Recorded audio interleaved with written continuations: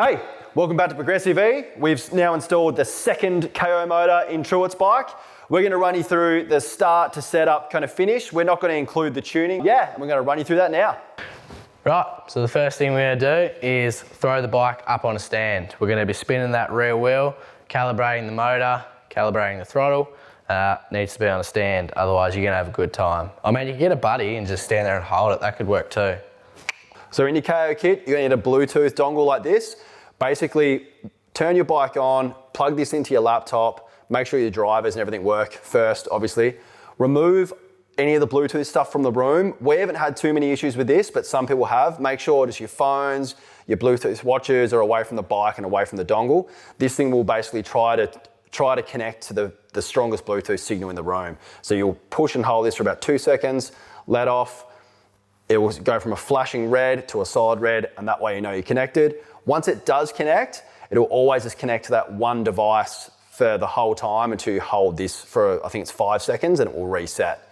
Okay, so once you've got your Bluetooth dongle connected, you've opened up the software, the first thing you want to do is basically come over here and you'll click on, make sure you've selected the correct COM port that this is on, and then you want to basically turn this on, and the first thing you want to look for is making sure there's a countdown physically here, and that means that we're connected to the bike and that we are reading data. Okay, so the next step is to upload the latest hex file, go to the website, you'll find, you just need to check whether you're going to go for 60 volt or 72 volt, depending on what battery you're running. Download that hex file, hit recovery, and then open that file.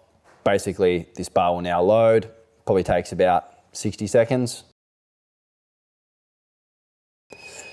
And with the magic of editing, that only took 3.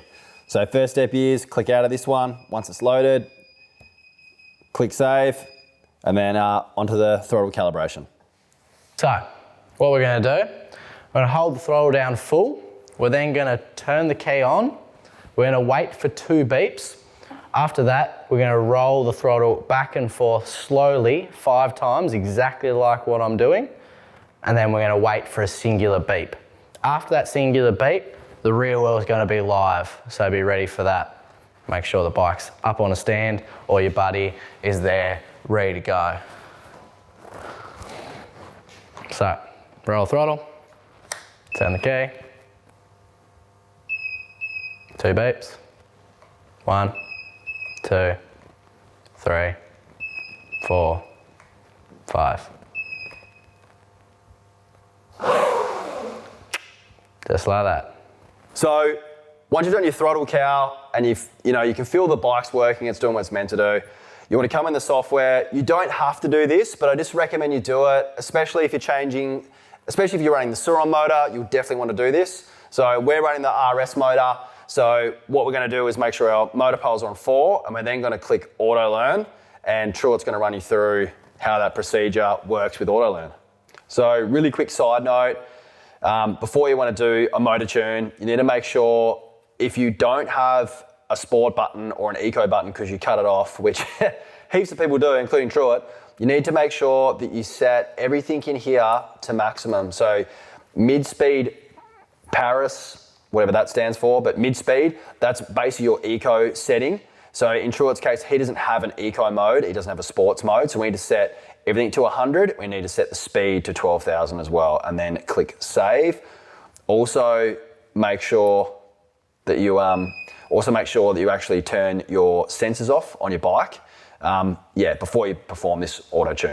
Right, so full disclaimer before we start this motor calibration, what we just did is twist my wires for sport mode, because the motor calibration does not work in eco mode. So if you want to be able to do the motor calibration and make sure everything's hunky-dory, make sure you've got sport mode, whether that's twisting the wires like I just explained, or whether that's actually with the switch. But either way, that's the only way it works. So let's do it.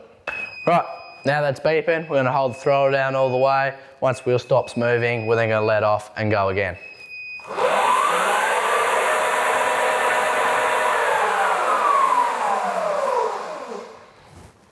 Make sure you're holding on.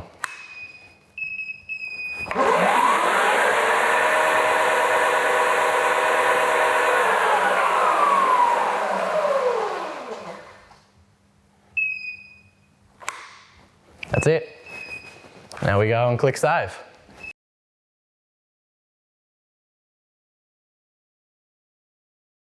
Right, so if you've done a Truett and you've cut your wires off, as you can see, for your Sport and Eco switch, which you can see here.